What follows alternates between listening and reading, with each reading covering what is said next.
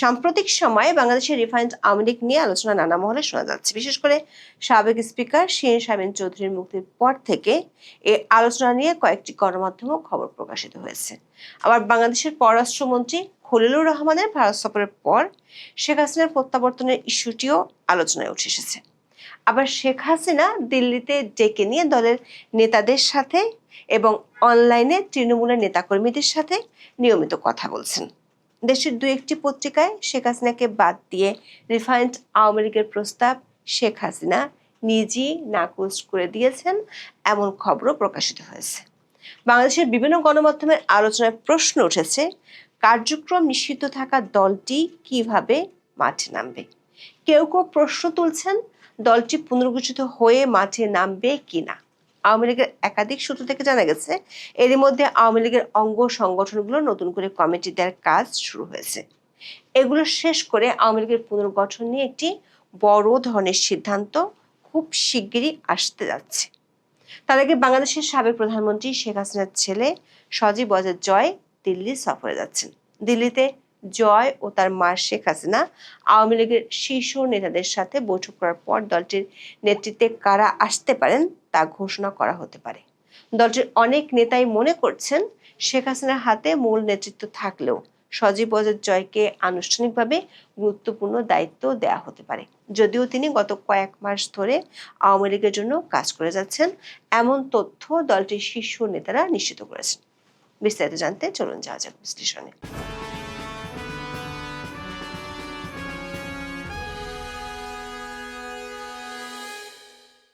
2024 সালের 5ই আগস্ট ক্ষমতার পট পরিবর্তনের পর থেকে বাংলাদেশের আওয়ামী লীগ তার ইতিহাসের সবচেয়ে দুঃসময়ের মধ্যে দিয়ে যাচ্ছে।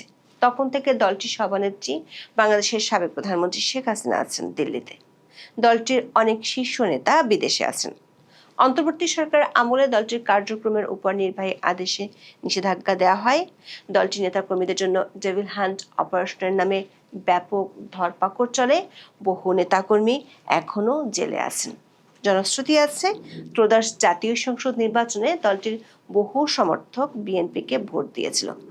নির্বাচনের পর দেশের কমপক্ষে 30টি জেলা ও উপজেলায় হঠাৎ করে আওয়ামী লীগের দলীয় কার্যালয় খুলতেও দেখা গিয়েছিল। তবে শেষ পর্যন্ত দেখা গেছে, অন্তর্বর্তী সরকার আওয়ামী লীগের কার্যক্রম নিষিদ্ধ করতে সন্ত্রাস বিরোধী আইনের সংশোধনের জন্য যে অধ্যাদেশটি জারি করেছিল, সেটি সংসদে আইন হিসেবে পাশ করে বিএনপি। তা নিয়ে দেশের নানা মহলে সমালোচনার মধ্যে হঠাৎ করে প্রায় 20 মাস ধরে কোনো খোঁজ খবর না পাওয়া সাবেক স্পিকার শিরীন শারমিনকে গ্রেপ্তার করে বিএনপি সরকার। গ্রেপ্তারের 6 দিনের মধ্যে জামিন পেয়ে মুক্তিও মেলে সাবেক স্পিকারের। তখনই নানা মহলে আলোচনা শুরু হয়, নির্বাচনের আগে রিফাইন্ড আওয়ামী লীগ গঠনের যে আলোচনা শুরু হয়েছিল, সেটি বাস্তবায়নের জন্য শিরীন শারমিনকে মুক্তি দেওয়া হয়েছে। এর মধ্যে দেশের দু একটি পত্রিকায় এমন খবরও ছাপা হয়, শেখ হাসিনা যেহেতু দিল্লিতে আছেন, তাই ভারত সরকারই রিফাইন্ড আওয়ামী লীগের প্রস্তাব দিয়েছিল। যদিও আমাদের যাচাই এ ধরনের তথ্যের সত্যতা মেলেনি। এরই মধ্যে দিল্লি সফরে গিয়েছিলেন বাংলাদেশের পররাষ্ট্রমন্ত্রী খলিলুর রহমান ও প্রধানমন্ত্রী তারেক রহমানের পররাষ্ট্র বিষয়ক উপদেষ্টা হুমায়ুন কবির। তাদের এই সফরে কি কি বিষয় নিয়ে আলোচনা হয়েছে সে সম্পর্কে ভারতের পক্ষ থেকে বিস্তারিত কিছু তখন বলা হয়নি। তবে বাংলাদেশের পররাষ্ট্র মন্ত্রণালয়ের পক্ষ থেকে যেসব বিষয়ের কথা বলা হয়েছিল, তার মধ্যে একটি ছিল শেখ হাসিনার প্রত্যাবর্তন ইস্যু। বাংলাদেশের আন্তর্জাতিক অপরাধ ট্রাইব্যুনাল অন্তর্বর্তী সরকারের আমলে শেখ হাসিনা ও তার সরকারের সাবেক স্বরাষ্ট্রমন্ত্রী আসাদুজ্জামান খান কামালের মৃত্যুদণ্ড দিয়েছিল। শেখ হাসিনা আমলে হওয়া ভারত ও বাংলাদেশের মধ্যকার বন্দি প্রত্যাবর্তন চুক্তির অধীনে বাংলাদেশ সরকার এ নিয়ে 3 বার শেখ হাসিনার জন্য ভার্বাল নোট দিল। সবশেষ ভারতের পররাষ্ট্র মন্ত্রণালয়ের মুখপাত্র রণধীর জয়সওয়াল বলেছেন, তারা বাংলাদেশের পক্ষ থেকে একটি অনুরোধ পেয়েছেন এবং সেটি যাচাই বাছাই করছেন। যদিও একই রকম বক্তব্য তিনি অন্তর্বর্তী সরকারের আমলেও দিয়েছিলেন। তারপর থেকে বাংলাদেশের কিছু গণমাধ্যমে আবারও রিফাইন্ড আওয়ামী লীগের ইস্যুটি আলোচনায় উঠে আসে। এ নিয়ে নানা ধরনের খবর প্রকাশিত হতে থাকে। একটি গণমাধ্যমে খবর প্রকাশিত হয়, শেখ হাসিনাকে বাদ দিয়ে নতুন নেতৃত্ব আনার প্রস্তাব ভারতের পক্ষ থেকে দেয়া হয়েছিল নির্বাচনের আগে এবং শেখ হাসিনা সেই প্রস্তাবে রাজি হননি। অন্তর্বর্তী সরকার আমলে এই রিফাইন্ড আওয়ামী লীগের বিষয়টি আলোচনায় উঠে আসে এনসিপি নেতা হাসনাত আব্দুল্লাহর এক ফেসবুক পোস্টের পর। বিষয়টি নিয়ে আওয়ামী লীগের বেশ কয়েকজন নেতা বলছেন, শেখ হাসিনাকে বাদ দিয়ে আওয়ামী লীগের নেতৃত্ব পুনর্গঠনের আলোচনা শোনা গিয়েছিল। এমনকি আওয়ামী লীগের যেসব নেতা ভারতে আছেন তাদের সাথেও এ নিয়ে অনেকে আলোচনা করেছিলেন। দলটির একাধিক শীর্ষ নেতা দাবি করেছেন এই ধরনের আলোচনা বা প্রস্তাব শুরু থেকে তাদের কাছে মনে হয়েছে -2 ফর্মুলা বাস্তবায়নের নতুন কৌশল। দলের নেতারা দাবি করেছেন এই মুহূর্তে দলের সাংগঠনিক যে অবস্থা তাতে দলটি শীর্ষস্থানে শেখ হাসিনার বাইরে কাউকে দলের নেতাকর্মীরা মেনে নেবেন না। তাছাড়া দিল্লি থেকে শেখ হাসিনা গত 2 বছর ধরে নেতাদের ডেকে নিয়ে মুখোমুখি বৈঠক করেছেন। সবশেষ গত 15ই এপ্রিল বাংলাদেশের ক্রিকেটার ও আওয়ামী লীগের সাবেক এমপি সাকিব আল হাসান সহ 7 জনকে দিল্লির ডেকে নিয়ে কথা বলেছেন, তাদের বেশ কিছু নির্দেশনাও দিয়েছেন। বাংলাদেশে থাকা দলটির নেতাকর্মীদের সাথে শেখ হাসিনা নিয়মিত অনলাইনে কথা বলছেন।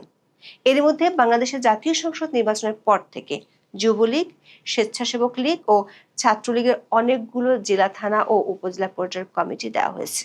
দলটির 3 জন সাবেক সংসদ সদস্য প্রশ্ন রেখেছেন, যদি বিভিন্ন মহল থেকে শেখ হাসিনার কথা বলা হবে তাহলে শেখ হাসিনা প্রায় প্রতিদিন একটি করে কমিটি দেওয়ার পর তাদের সাথে কেন কথা বলছেন? আবার শেখ হাসিনা আছেন দিল্লিতে, তিনি আছেন ভারত সরকারের কড়া নিরাপত্তা ব্যবস্থায়। যদি শেখ হাসিনাকে মাইনাস করার প্রস্তাব ভারত সরকার দিয়ে থাকে তাহলে ভারত সরকারের কড়া নিরাপত্তার মধ্যে আওয়ামী লীগের সংসদ সদস্যরা কিভাবে শেখ হাসিনার সাথে বৈঠক করছেন, এমন প্রশ্ন রেখেছেন দলটির সম্পাদক পরিষদের 2 জন সদস্য। সূত্রগুলো বলছে যুবলীগ, স্বেচ্ছাসেবক লীগ ও ছাত্রলীগের কমিটিগুলো ঘোষণার কাজ খুব শিগগিরই শেষ হয়ে যাবে। এরপর আওয়ামী লীগের কমিটিগুলো পুনর্গঠন করা হবে। এর মধ্যে শেখ হাসিনার ছেলে সজীব অজিত জয়ের আমেরিকা থেকে দিল্লি যাওয়ার কথা রয়েছে। এপ্রিল মাসের শেষে কিংবা মে মাসের প্রথম দিকে তিনি দিল্লি যেতে পারেন। দলটির একাধিক সূত্র নিশ্চিত করেছে শেখ হাসিনার হাতেই দলটির শীর্ষ নেতৃত্ব থাকছে, তবে সজীব অজিত জয় গুরুত্বপূর্ণ পদ ও দায়িত্ব পেতে যাচ্ছেন। একাধিক সূত্রে জানা গেছে সজীব অজিত জয় যে দলটির গুরুত্বপূর্ণ দায়িত্ব পেতে যাচ্ছেন সেটি প্রায় নিশ্চিত হয়েছে বাংলাদেশের নির্বাচনের পরপরই। গত মাসের শুরুর দিকে সজীব অজিত জয় আওয়ামী লীগের 15 থেকে 25 জন সাবেক সংসদ সদস্যের সাথে অনলাইনে বৈঠক করেন। বৈঠকটি সঞ্চালনা করেছিলেন আওয়ামী লীগের সাংগঠনিক সম্পাদক এস এম কামাল। ওই বৈঠকে জয় আনুষ্ঠানিকভাবে দায়িত্বে আসার ইঙ্গিতও দিয়েছিলেন। বৈঠকটিতে ছিলেন এমন 3 জন সংসদ সদস্য জানিয়েছেন এরপর থেকে সজীব অজিত জয় নিয়মিত সংসদ সদস্যদের সাথে কথা বলেন এবং তাদের বেশ কিছু নির্দেশনাও দেন। সবশেষ গত 15ই এপ্রিল যে 7 জন সাবেক এমপি শেখ হাসিনার সাথে দেখা করেছেন তাদের ওই বৈঠকেও জয়ের রাজনীতিতে আসার বিষয়টি নিয়ে আলোচনা হয়। বৈঠকে ছিলেন এমন 3 জন সাবেক এমপি বলেছেন আওয়ামী লীগ সভানেত্রী তাদের জানিয়েছেন সজীব অজিত জয় দলটির জন্য কাজ করে যাচ্ছেন। সূত্রগুলো বলছে গত কয়েক মাস ধরে দলের অপেক্ষাকৃত তরুণ নেতাদের সাথে একদিকে শেখ হাসিনা এবং অন্যদিকে তার ছেলে জয় বৈঠক করছেন। এসব বৈঠক থেকে নেতাদের ধারণা হলো দলের অপেক্ষাকৃত বয়স্ক ও সিনিয়র অনেক নেতাকে সরাসরি নেতৃত্ব থেকে বাদ দেওয়া হতে পারে, তাদেরকে সরাসরি নেতৃত্ব থেকে সরিয়ে উপদেষ্টা মণ্ডলীর সদস্য হিসেবে রাখা হতে পারে। আর যেসব নেতার বিরুদ্ধে বড় ধরনের দুর্নীতি সহ নানা ধরনের অভিযোগ আছে তাদেরকে দল থেকে পুরোপুরি ছাঁটাই করে ফেলার চিন্তা ভাবনাও আছে। আওয়ামী লীগের এখনকার যে কমিটি তাতে সম্পাদক পরিষদ আছে 34 জন, সাধারণ সম্পাদক 1টি, 4টি যুগ্ম সাধারণ সম্পাদক, 8টি সাংগঠনিক সম্পাদক ও 21টি বিষয়ভিত্তিক সম্পাদক পদের অনেকগুলো পরিবর্তন আসছে এমন ইঙ্গিত পাওয়া গেছে দলটির নেতাদের কাছ থেকে। এছাড়া আওয়ামী লীগের গঠনতন্ত্র অনুযায়ী সভাপতি মণ্ডলীর মোট সদস্য সংখ্যা 19 জন। এসব পদেও বেশ বড় ধরনের পরিবর্তন আসার সম্ভাবনা আছে।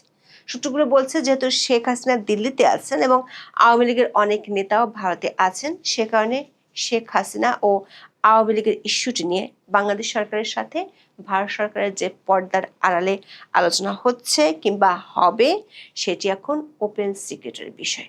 বিষয়গুলো এমন যে ভারত কিংবা বাংলাদেশ কোনো সরকারি বিষয়টি নিয়ে প্রকাশ্যে কোনো কথা বলবে না। ভারতের কূটনৈতিক সূত্রগুলো বলছে আগামী মাসের মাঝামাঝি সময়ের মধ্যে খলিলুর রহমানের সফরের একটি ফলো আপ বৈঠক ভারত বাংলাদেশ সরকারের শীর্ষ পর্যায়ে অনুষ্ঠিত হতে পারে, সেটি হতে পারে দিল্লিতেই। তার আগে দিল্লি যেতে পারেন সজীব অজয়। আওয়ামী লীগের অন্য একটি সূত্র বলছে, ঈদুল আজহার আগে কমিটিগুলো চূড়ান্ত করে ফেলতে চায় দলটির শীর্ষ নেতৃত্ব। ঈদের পর দলটি মাঠে নামতে চায়, বিশেষ করে স্থানীয় সরকার নির্বাচনকে কেন্দ্র করে। এসব কিছু চূড়ান্ত সিদ্ধান্ত হতে পারে সজীব অজয়ের ভারত সফরের পর। এখন এ পর্যন্ত। সবাই ভালো থাকুন, সুস্থ থাকুন, নিরাপদে থাকুন। দেখা হবে আগামী পর্বে।